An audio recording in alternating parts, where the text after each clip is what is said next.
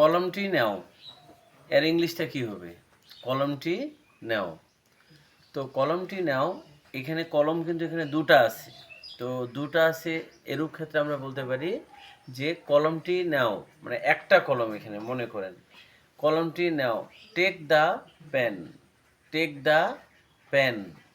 এখন আমি যদি বলি একটি কলম নাও, আছে কিন্তু দুটা, একটি কলম নাও, তখন আমরা বলতে পারি take a pen, take a pen. এখন আমি যদি বলি কলমগুলো নাও, এখানে কিন্তু গুলো, এখানে সব কলমগুলো কিন্তু বোঝাচ্ছে। কলমগুলো নাও, টেক দ্য পেন্স। এখন যদি আমি বলি এখানে ব্যাগ আছে দুটো, এখন যদি বলি বা ব্যাগ আমি মনে করলাম একটি, একটি মানে সেটা কিন্তু নির্দিষ্ট করে বোঝাবে। যখন কোনো কিছু একটি মাত্র থাকবে ব্যক্তি বস্তুর ক্ষেত্রে, তখন কিন্তু নির্দিষ্ট বোঝাবে। এখন যদি বলি ব্যাগটি নাও, টেক দ্য ব্যাগ। এখন ব্যাগ আছে দুটা, যে বলি এখানে একটি ব্যাগ নাও, তখন হবে দুটির মধ্যে যে কোনো একটি হতে পারে, টেক এ ব্যাগ। এখন যদি আমি এখানে বলি ব্যাগগুলো নাও, এখানে কিন্তু সবগুলাই বুঝাইছি, তা টেক দ্য ব্যাগস। আপনাদের মনে রাখতে হবে আর্টিকেল শুধুমাত্র নাউনের ক্ষেত্রে আসে, আর্টিকেল কিন্তু অন্য ক্ষেত্রে আসবে না। আর্টিকেল শুধুমাত্র নাউনের ক্ষেত্রে আসে। নির্দিষ্ট করে বোঝাতে অবশ্যই সেখানে আমরা দা ব্যবহার করব, আর অনির্দিষ্ট করে বোঝাতে আমরা এ বা এন ব্যবহার করব। তো বন্ধুরা, তো ভিডিওর শুরুতে আমি আবার যে জিনিসটা আমি বোঝাচ্ছি, যে এখানে কলম আছে দুটো। এখন আমি যদি একটার কথা বলি যে কলমটি নাও, টেক দ্য পেন।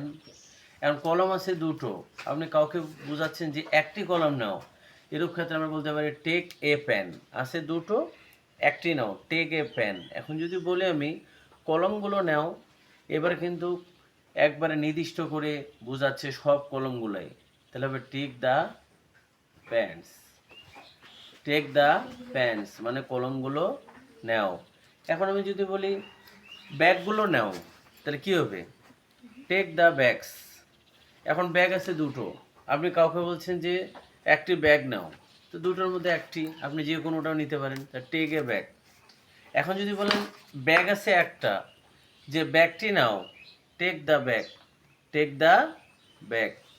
তো আমরা তার এখানে বুঝতে পারলাম যে একটি বোঝাতে আমরা এ বা এন ব্যবহার করতে পারি, সেটা অনির্দিষ্ট, এবং নির্দিষ্ট করে বোঝাতে আমরা দা ব্যবহার করতে পারি। তো এখন তাহলে আমরা এখানে কিছু উদাহরণ আমরা শিখব। Take mango. এখন ধরুন আপনার কাছে আম আছে একটাই, তা আপনি এখন আপনার বন্ধুকে আপনি বলতে পারেন টেক দ্য ম্যাঙ্গো, মানে আমটি নাও। তো এই ক্ষেত্রে আমরা এখানে দা ব্যবহার করতে পারি। টেক দ্য ম্যাঙ্গো মানে আপনার কাছে আম আছে একটাই, তখন আপনি আপনার বন্ধুকে বলছেন যে আমটা নাও, টেক দ্য ম্যাঙ্গো।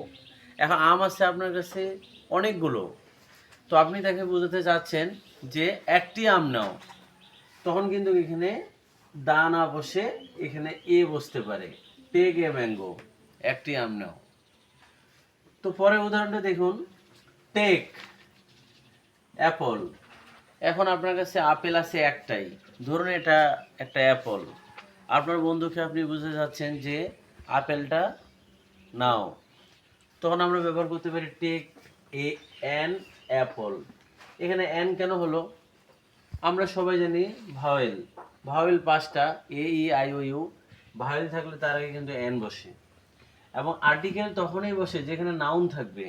তো অবশ্যই এটা একটা নাউন, মনে রাখতে হবে নাউন ছাড়া আর্টিকেল না, আর্টিকেল হতে গেলে অবশ্যই নাউন লাগবে। অন্য কোনো পার্টস অফ স্পিচ থাকলে সেটা আর্টিকেল কোনো দিনও বসবে না। আর্টিকেল একমাত্র নাউন থাকলে সেখানে আর্টিকেল বসে, ওই বাক্যর মাঝে যদি নাউন থাকে। তো টেক অ্যান অ্যাপল, একটি আপেল নাও। এখন আমি যদি বলি আপেলটি নাও, আপনার কাছে আপেলে আছে একটা, এরূপ ক্ষেত্রে আপনি এখানে দা ব্যবহার করতে পারেন। আপেলটি নাও, তাহলে এখানে আমরা বলতে পারি আপেলটি নাও, তখন আমরা এটা না বসে আমরা ব্যবহার করতে পারি টেক দ্য অ্যাপল, মানে আপেলটি নাও। এখন আপনার কাছে আপেল আছে মনে করেন যে পাঁচটা, আপনার বন্ধুকে আপনি বোঝাতে চেয়েছেন যে আপেলগুলো নাও, তো এখানে কি হবে, take the apples, take the apples. তো বন্ধুরা পরের উদাহরণ দেখুন, পরের উদাহরণ এখানে আমরা যদি বলি টেক ম্যাঙ্গোস, টেক ম্যাঙ্গোস, আমগুলো নাও, আমগুলো নাও, গুলির ক্ষেত্রে নির্দিষ্ট করে অনেকগুলো যদি বোঝায়, সবগুলা যদি বোঝায় নির্দিষ্ট করে, এরূপ ক্ষেত্রে আমরা গুলা, এরূপ ক্ষেত্রে আমরা দা ব্যবহার করতে পারি। মানে আপনার কাছে আছে অনেকগুলো এবং সেগুলো আপনি নির্দিষ্ট করে বোঝাচ্ছেন, এরূপ ক্ষেত্রে দা ব্যবহার করা যেতে পারে। আর আপনার কাছে আছে অনেকগুলো, আপনি একটি বোঝাচ্ছেন, তাহলে কিন্তু এখানে এ অথবা এন ব্যবহার হতে পারে। তো মনে রাখতে হবে, একটি বোঝাতে এ বা এন বসে, আর নির্দিষ্ট করে বোঝাতে দা বসে, এবং নির্দিষ্ট করে সবগুলো বোঝাতে দা বসে। তো বন্ধুরা দেখুন, টেক ম্যাঙ্গোস, এখন আপনারা বলুন এখানে এ হবে, এন হবে, না দা হবে? আপনারা একটু থিঙ্ক করুন। টেক ম্যাঙ্গোস মানে এখন হচ্ছে কি, আমগুলো নাও, এটা কিন্তু সবগুলাকে বোঝাচ্ছে, এখানে একটা আমকে কিন্তু বোঝাচ্ছে না। বা এখানে দেখুন আমগুলো নাও, তাহলে অবশ্যই এখানে আমরা দা ব্যবহার করতে পারি। টেক দ্য ম্যাঙ্গোস মানে হলো আমগুলো নাও, মানে নির্দিষ্ট করে একের অধিক, কিন্তু নির্দিষ্ট করে সবগুলাকে বোঝাচ্ছে, এই জন্য আমরা এখানে দা ব্যবহার করতে পারি। টেক ড্যাশ পেন, তো আমরা এখন কি বলতে পারি? টেক দ্য পেন, ওকে, কলমটি নাও। এখন কলম আছে আপনার কাছে দুটা, আপনি আপনার বন্ধুকে মিন করতেছেন যে তুমি একটা নয় এখান থেকে, তখন তুমি তাকে বলতে পারো টেক এ পেন, একটি কলম নাও। তো আমরা এখানে এ ব্যবহার করতে পারি। এখন কলম আপনার কাছে একটা আছে, আপনার বন্ধুকে বলতেছেন কলমটা নাও, টেক দ্য পেন, এখানে আমরা দা ব্যবহার করতে পারি। তাহলে কলম যদি আমি আবার বলতেছি, কলম আপনার কাছে দুটো আছে, আপনার বন্ধুকে বলছেন যে একটা কলম নাও। এখন আপনার বন্ধু কোন কলমটা নিবে সেটা সে জানে, তার টেক এ পেন, একটি কলম নাও। এখন যদি আমি বলি এখানে যে কলমটি নাও, এর ক্ষেত্রে আমরা কি বলতে পারি? টেক দ্য পেন, মানে কলমটি নাও। আপনার কাছে দুটা কলম আছে, আপনার বন্ধু একটা নেবে, তা টেক দ্য পেন নির্দিষ্ট করে বোঝাচ্ছে। আর এখানে দেখুন টেক পেন্স, মানে দুটা কলম আছে, আপনি আপনার বন্ধুকে বলছেন যে কলমগুলো নাও, তার মানে একের অধিক কিন্তু সবগুলোকে নির্দিষ্ট করে বোঝাচ্ছে, এই জন্য এখানে আমরা দা ব্যবহার করতে পারি। টেক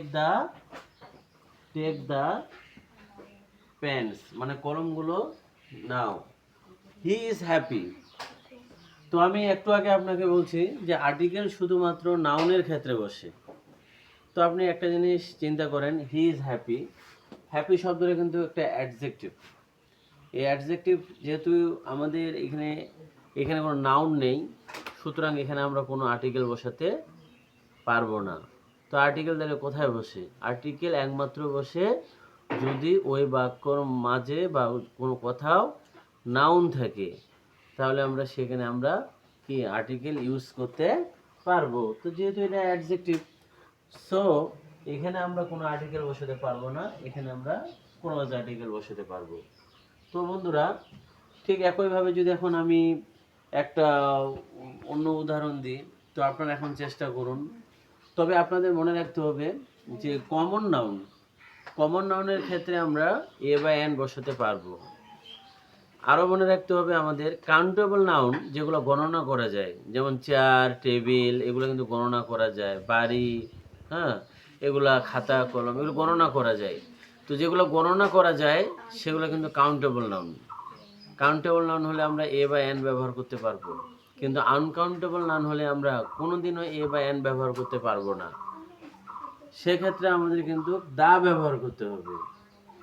তাহলে আমরা কি বুঝতে পারলাম? যেগুলো আনকাউন্টেবল নাউন এটা এ বা এন ব্যবহার করতে পারবো, যেগুলো আমাদের কাউন্টেবল নাউন ওগুলো এ বা এন ব্যবহার করতে পারবো, আর যেগুলো আনকাউন্টেবল নাউন ওগুলো এ বা এন কখনো ব্যবহার করা যাবে না।